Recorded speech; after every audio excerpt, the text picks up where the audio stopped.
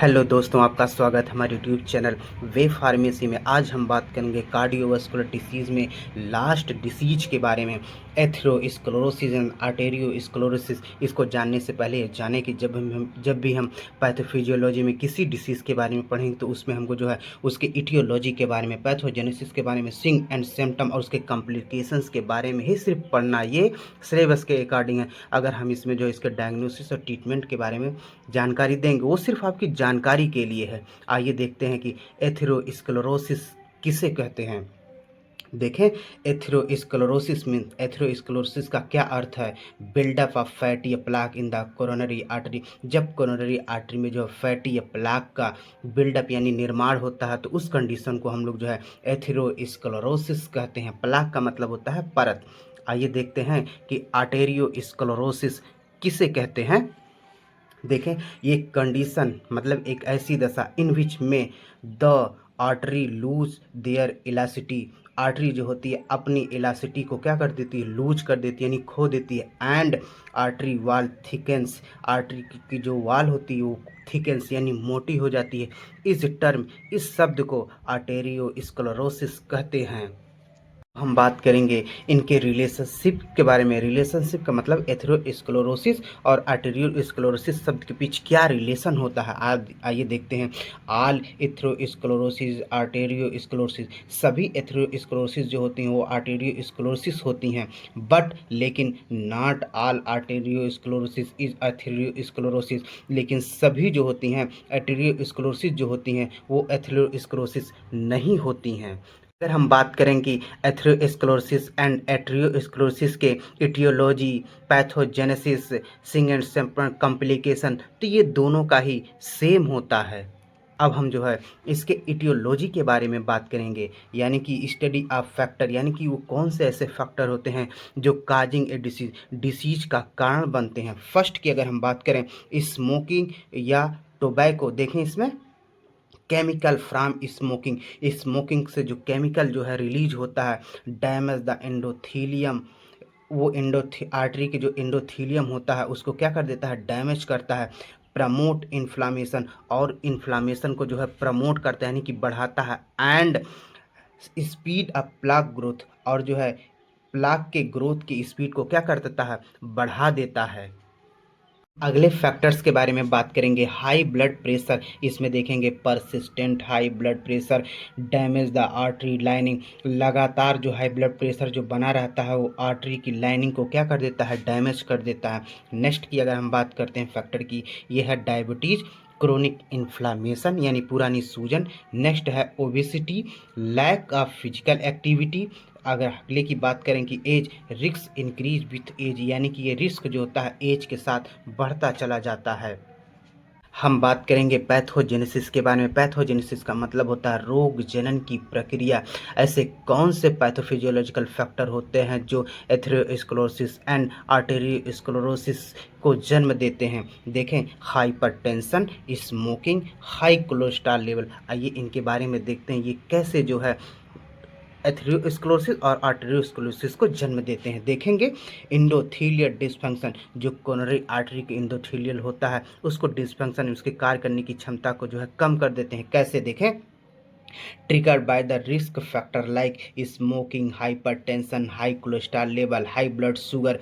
ये जो risk factor होते हैं इनसे ये ट्रिगर होता है, क्या करते हैं, damage the endothelial layer of the coronary artery. जो कोरोनरी आर्टरी की जो एंडोथीलियल लेयर होती है वो क्या हो जाती है, डैमेज हो जाती है। किन के द्वारा, रिस्क फैक्टर के द्वारा।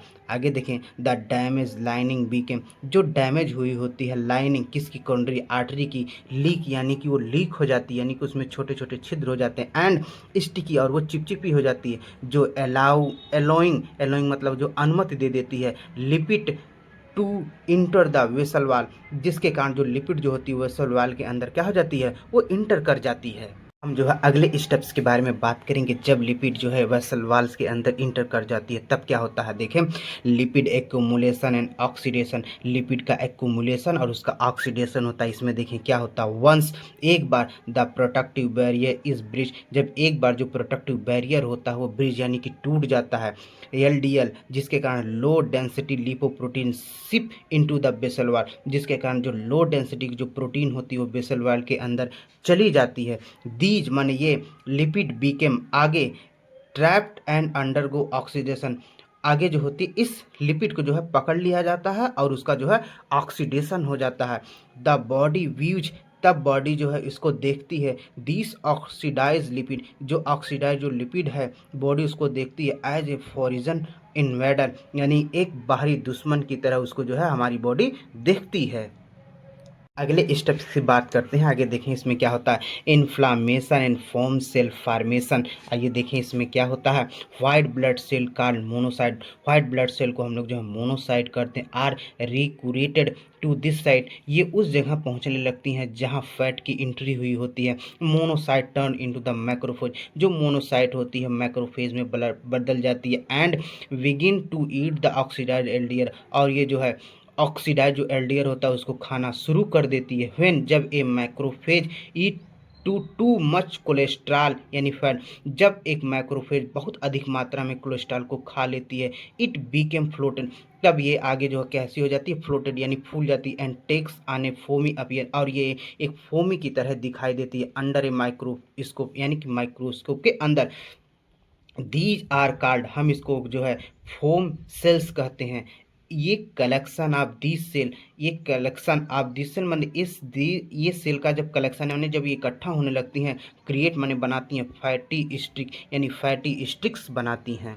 हम बात करेंगे लास्ट स्टेप्स के बारे में। Plaque and fibrous cap formation, आइए देखें इसमें क्या होता है। The body tries to confine this waste to one place, body जो है लगातार प्रयास करती है कि जो वेस्ट होता है उसको एक जगह एकत्रित करती है। आगे देखें, smooth muscle cell move from the deeper layer of the artery, जो स्मूथ मसल होती है आर्टरी के डीपर लेयर में जो है मूव कर जाती है। The surface of the fat, जो फैट का जो सरफेस होता है। आगे देखें, दे प्रोड्यूस कोलेजन, ये स्मूथ मसल जो होती हैं कोलेजन को प्रोड्यूस करती हैं यानी उत्पन्न करती हैं। टू क्रिएट यानी कि बनाती हैं फाइब्रस कैप, और एक fibrous cap like sustainability over the lipid coat, lipid core के ऊपर। दिस इज ना, हम इसको जो है क्या कहते हैं, प्लाक कहते हैं।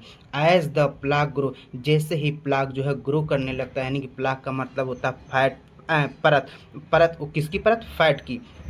द इंटरनल डायमीटर, जो इंटरनल डायमीटर होता है ऑफ द आर्टरी, आर्टरी की जो इंटरनल डायमीटर होता है यानी कि उसको हम लोग ल्यूमेन कहते हैं। ल्यूमेन का मतलब होता है खाली जगह।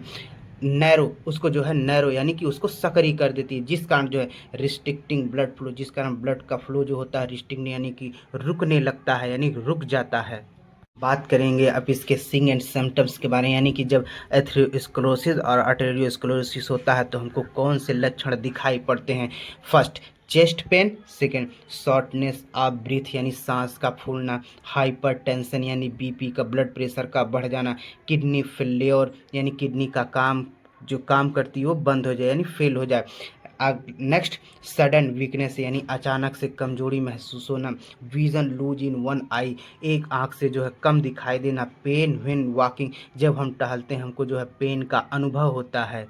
बात करेंगे इसके कॉम्प्लिकेशंस के बारे में। कॉम्प्लिकेशन का मतलब होता है कि जब डिसीज़ जो होती है अनकंट्रोल हो जाती है तब कौन सी कंडीशन क्रिएट होती है। फर्स्ट, हार्ट प्रॉब्लम, इसमें देखें कोरोनरी आर्टरी डिसीज, जो कोरोनरी आर्टरी डिसीज होती है विच जो काजेज माने कारण बनती है। चेस्ट पेन जिसको एंजाइना कहते हैं। हार्ट अटैक, अरेदमिया जिसको हम लोग इर्रेगुलर हार्ट बीट्स कहते हैं। एंड हार्ट फेल्योर हो जाता है।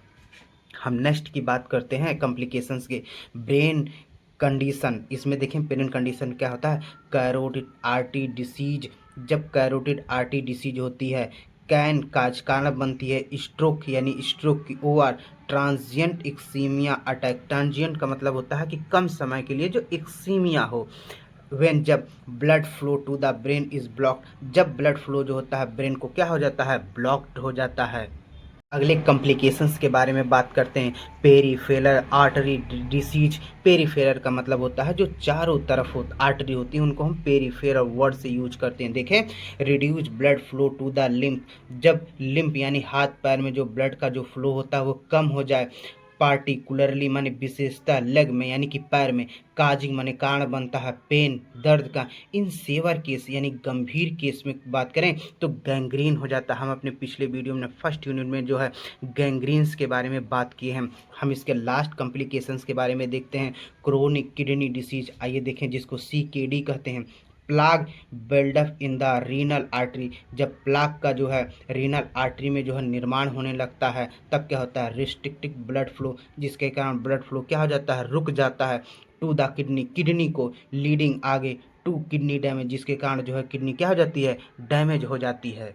बात करेंगे डायग्नोसिस और ट्रीटमेंट्स के बारे में। हमने पहले भी बताया कि ये सिर्फ आपकी जानकारी के लिए है, इससे सिलेबस से कोई लेना देना नहीं है। सिर्फ आपको इटियोलॉजी, पैथोजेनेसिस और सिंगल सिम्टम और कॉम्प्लिकेशंस पर ही ध्यान देना। आइए देखते हैं डायग्नोसिस में। फर्स्ट, ब्लड टेस्ट के द्वारा, ECG के द्वारा, एक्सरे के द्वारा और CT स्कैन के द्वारा। हम इसमें ट्रीटमेंट्स के बारे में बात करेंगे। बीटा ब्लॉकर मेडिसिन के द्वारा, कैल्शियम चैनल ब्लॉकर मेडिसिन के द्वारा, डाययूरेटिक मेडिसिन के द्वारा, AC इन्हिबिटर मेडिसिन के द्वारा। नेक्स्ट की बात करते हैं बाईपास सर्जरी के द्वारा, और लाइफ स्टाइल चेंज करके हम जो है एथेरोस्क्लेरोसिस और आर्टेरियोस्क्लेरोसिस का ट्रीटमेंट कर सकते हैं। हम अपने नेक्स्ट वीडियो में बात करेंगे रेस्पिरेटरी सिस्टम्स के बारे में और उसके डिसऑर्डर और यानी कि उसके डिसीज़ के बारे में बात करेंगे।